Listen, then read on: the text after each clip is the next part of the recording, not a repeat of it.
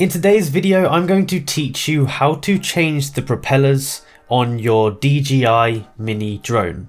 Now, these steps are actually going to work on any of the DJI range, so you can use this video as a guide for any of your drones.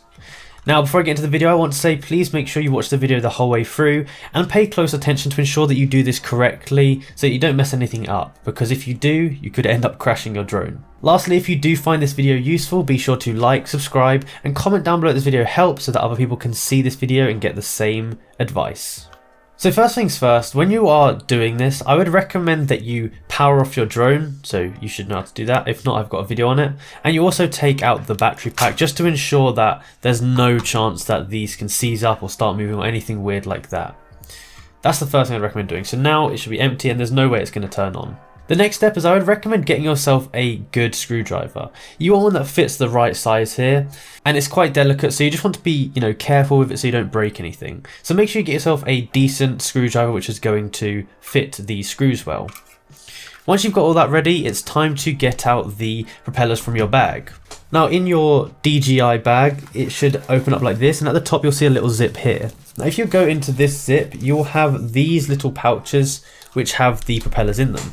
You can see that the propellers come in two different bags. So here you have the A bag and you have the B bag here. Inside you also have two screws for each of the propellers.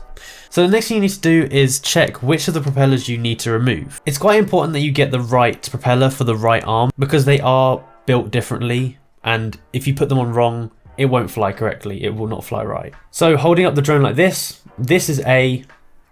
This is also A, this one down here. This one down here is B, and this one up here is also B. Now once you've decided which one you want to remove, and you've figured out which letter it is, you can go and open the bag corresponding. So you've got the B and A. It's very simple to actually remove it. If you see here, there's little screws here, and you basically just want to hold onto this bit, so this spinning bit. You just want to hold this still and then carefully screw into here. Don't do it too hard because there is some coils in here that you could break. So you just want to unscrew it and then just screw the new ones back in. You can use the new screws if you want to. You could keep them as spares. Once you've actually changed propellers, you just want to give them a little wiggle to make sure that they are on securely but not too tightly, because they still need a little bit of room to move underneath the screw. And if that's all good, then it's ready for a test flight. So what I'd recommend doing is just setting up as you would normally set it up and just testing it somewhere that is not going to be like bumpy terrain, somewhere that's flat, and if you crash it, it's not the end of the world. So give it a little test and you should be able to see pretty quickly if you've done it right. If you have put the wings on wrong, if you put B on A or something like that, you'll notice that it won't be able to balance, it won't be able to go directional, and it probably won't even fly.